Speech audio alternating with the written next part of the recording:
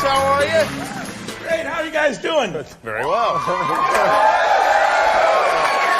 Well, what a coincidence. Our topic tonight is drinking. How many of you guys like to have a drink? There you go. The pride of the drunkard, howling like cavemen. Alcohol's like a time machine for guys. It transports us back to our primitive roots. I'll give you an example. There's a guy who works on this show. I don't want to embarrass him, so I'll just call him by his first initial, which is D, for Daniel John Kellison. Daniel's our executive producer. We went to Mexico for a bachelor party with Daniel, and he had a lot to drink. I mean, a lot. Listen, when Mexicans tell you to calm down, you know you're out of hand.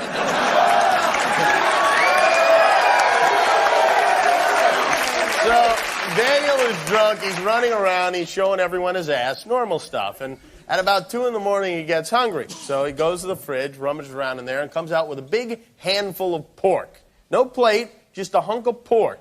And he's eating it like a gorilla eating a bran muffin. But it wasn't enough for Daniel to just eat the pork. He had to share the pork with his friends. Oh, yes. I'm drinking a margarita, I'm smoking a cigar. Daniel stumbles over, he holds up. Funny, I stumble on the word stumble. Very ironic. Holds up the hunk of pork and says, "Have a bite, man." I say, "No thanks, I got the cigar. I'm drinking a margarita." "Eat the pork," he yells. Again, I say, "No thanks, I'm not hungry. Besides, it looks like it's been dropped." He screams, "You're my brother, man, now eat." So you ate it. Yeah, I had to. Daniel was drunk. He forced it on me. Let me tell you something. He could have got a vegetarian rabbi to eat that hunk of pork. He's very persuasive. He's very persuasive. Drinking brings men together, for better or worse. You're either hugging a guy you met 10 minutes ago or trying to stab your father in the neck with a corkscrew. True story. Yeah. And if you really want to get close, you vomit together. Remember that time we barfed in the ice machine at the motel in Reno? I rank that memory right up there with the birth of my kids. Remember what we did to my brother when he passed out? Oh, yes. Listen, that's another thing. You do not pass out in front of a bunch of drunken guys. You might as well pass out on a termite hill wearing a pine jockstrap. Anything's fair game. You become half lab rat, half piñata. My brother passed out. I drew a huge penis on his back in black marker. And the next day we went to one of those Raging Rapids water parks. He's walking around with no shirt on, and parents are shielding their children's eyes from the man with the wiener on him. When I was in high school, my friend John made the mistake of passing out in front of us. So he took a bowl of lukewarm water, and then we put his hand in it, and then we urinated on him. There are lots of bad things about drinking. We're just here to make sure people don't lose sight of the good stuff. Yeah, like we thought of this show when we were drunk. All right. We could talk about drunks all night, but it seems to me it would be more fun to visit one in his natural habitat. Because drunks do the darndest things.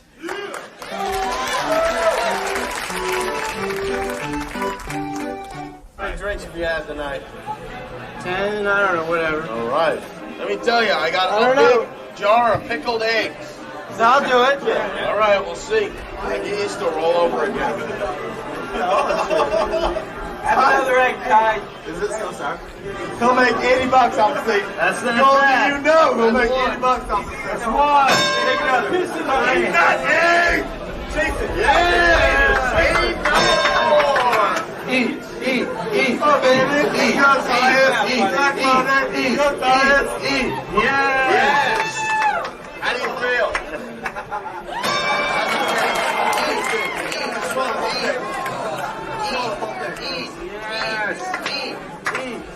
I peed in that jar. Eat. Oh, Jesus.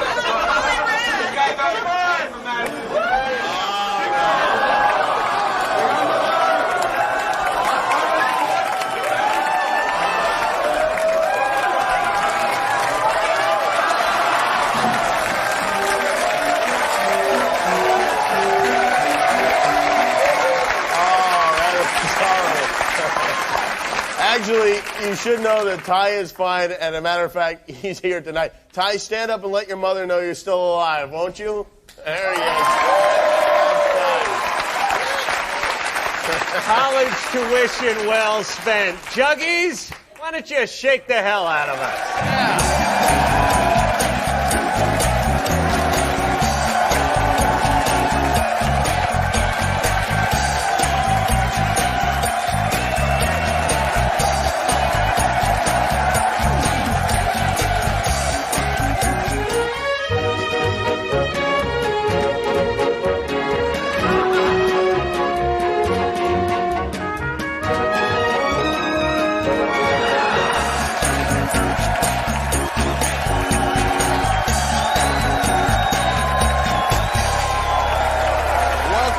To the Man Show.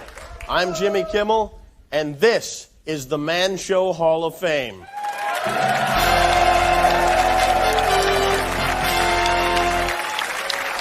Hallowed walls. Walls erected to honor the great men of our time.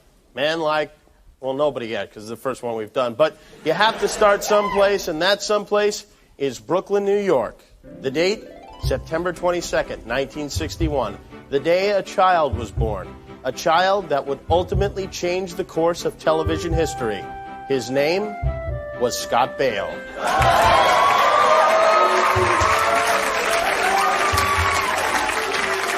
In 1977, he burst into our consciousness like no one since the Beatles. As Chachi Arcola, streetwise nephew to the Fonz, he captured the imagination of American teenagers searching for a hero.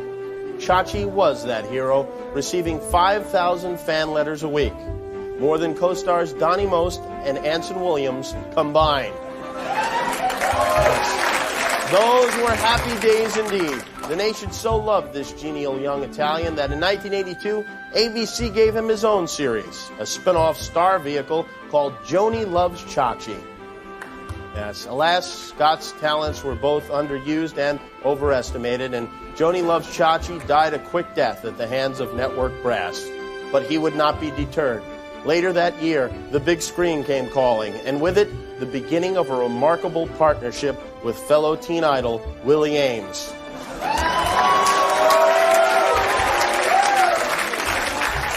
The movie was zapped, and the results were magical.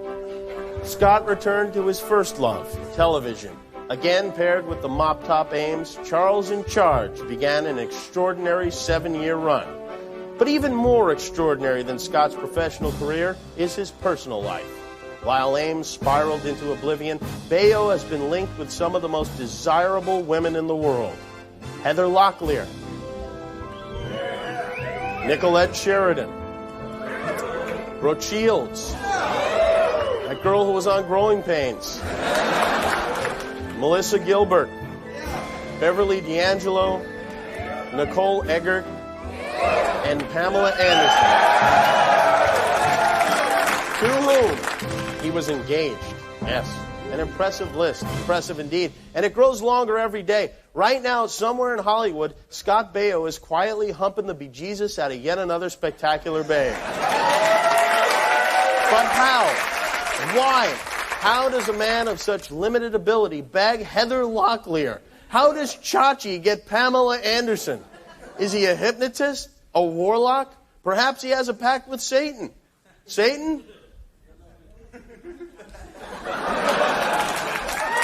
No, his powers, though amazing, are not supernatural. And now, through the miracle of infrared technology, we learn the secret of Scott Baio's eerie power over women. Scott Baio has a huge penis.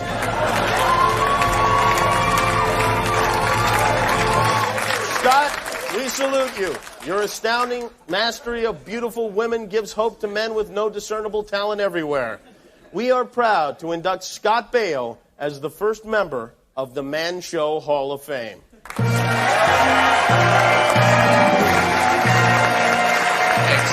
for Scott Baio, Adam Carolla. Thank you. Mr. Baio regrets he couldn't be here tonight. He's hard at work on his latest project, banging all of your sisters. He has, however, asked me to read a brief statement. Dear friends, I'm honored to be named to the Man Show Hall of Fame. This is indeed a great honor. The following is a list of blondes I plan to nail before the year is out. Heather Graham, Cameron Diaz, Christina Applegate, Rebecca Romaine Stamos, and Ed Begley Jr. And eventually Madonna's kid and the Olsen twins. When they're of age, of course, when they're of age. Also, I make this solemn promise. As long as insecure women are impressed by the words, "I used to be Chachi," I vow that I, Scott Baio, will continue trolling the bars of Hollywood in a constant quest for premium trim.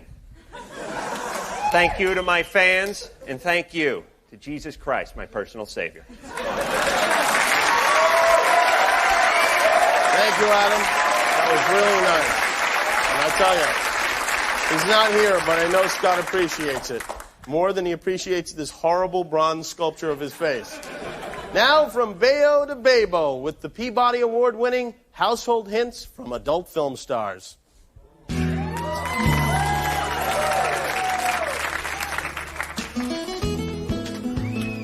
Hi, I'm Serenity, star of Pornogothic and Hillbilly Honeys. Has this ever happened to you? Oops! Oh no, red wine. What am I going to do? Actually, the best way to get out a red wine stain is with white wine. So pour some white wine onto a cloth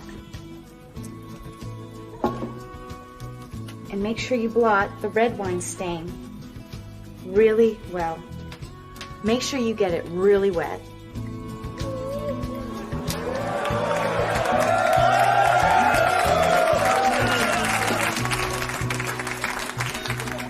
Now take off your shirt. Now just throw it in the dryer.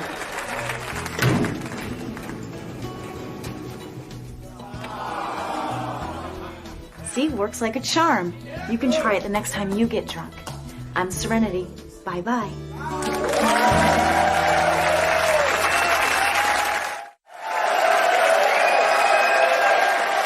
All right. Welcome back. It's the Man Show. You know, you always hear guys say, "I wish I could find a woman just like dear old Mom," but why bother looking for a girl like Mom when you already got Mom? On that note, let's just take a look at this. I called my mom yesterday and asked her if she wanted to go out to dinner. You know, just the two of us. You know, no cousins, no brothers, no sisters, no dad. Definitely no dad.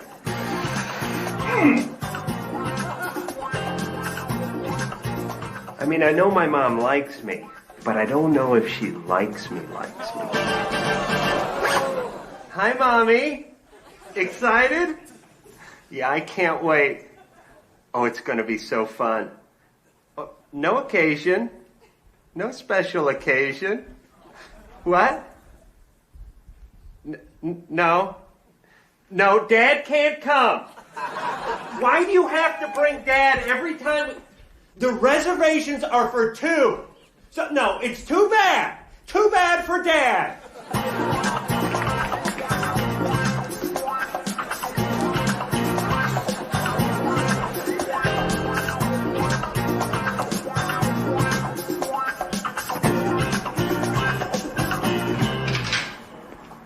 Why the flowers? Oh, Mommy, a beautiful woman. You should never ask why. I thought we were just going out to dinner. Why the Hey, fuss? boy. What's with the limo? Go back in the house, Dad. Talk to your father like that. Mommy, he'll ruin it for What the hell's us. wrong with you, boy? Get back in the house, old man! Don't say it. I'm not scared of you anymore. Get back in the house before I kick your ass back in the house. Mommy and I are going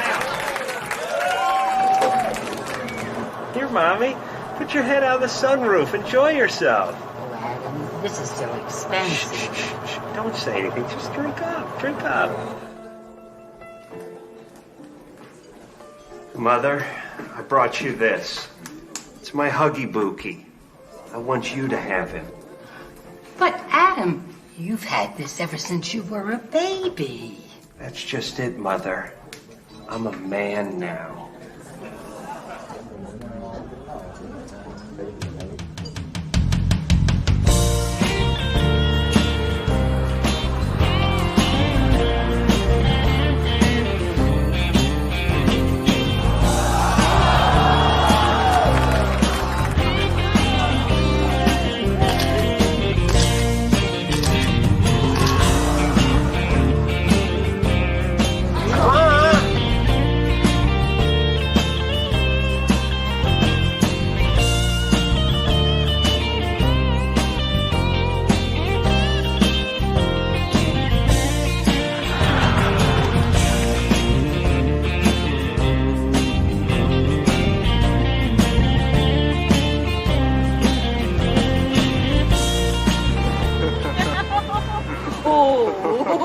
Hey, Mommy, I got an idea. What, dear? How about we go skinny dipping? Come on. Last one in's a rotten egg. Oh, no, Adam, this is where I draw the line. I've had a lovely time, but it's late. Now take me home. But, Ma! To your place.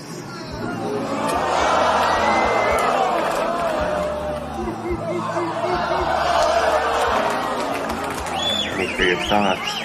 You're grounded.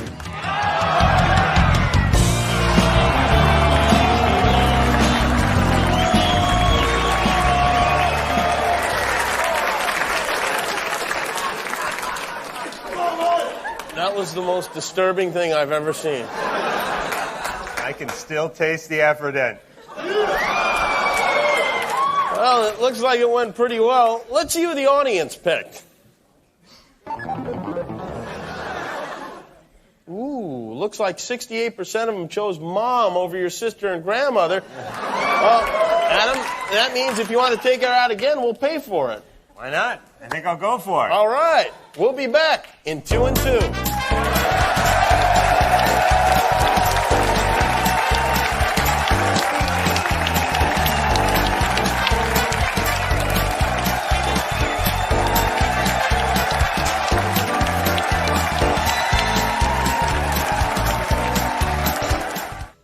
No more snow for the snowman. There ain't no more synthetic gin. My mother's in love with my brother. My God, what a mess we are in. All right, welcome back to the Man Show. Just a few minutes left to answer a few questions from the audience. Yeah, all right. Charmel Parker asks us, why are men afraid to go to the doctor? Carmel? Where is Charmel? Right here. Oh, you're right, Charmel. All right. 2 words. Rectal exam. You women, let me tell you, you women are used to having stuff in you. We aren't.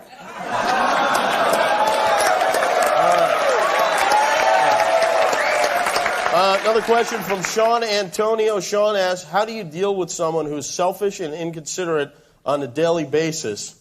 You probably have to ask my wife how she deals with it, really, is the best way to go with that. Don't dump her. What, are you kidding? And one more question from Oscar Hernandez. Where's Oscar? Oscar, there you are. All right. Oscar asks, why do women always say that men aren't good in bed? You don't say that to me. Nah, I never heard of it either. You're going to the rudest hookers I've ever heard of. I gotta tell you. They always say it. All right, that is pretty much all the time we have for the program this evening. I'd like to thank everybody for being so drunk and disorderly tonight. I'd like to thank some drunken dancers. Thank you. The Fox, great as always. Fox, can you give us a ziggy socket to take us out of here? The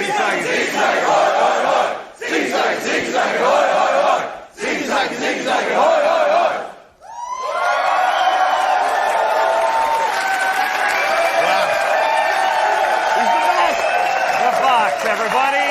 And now, girls jumping on trampolines. Good night. Good night.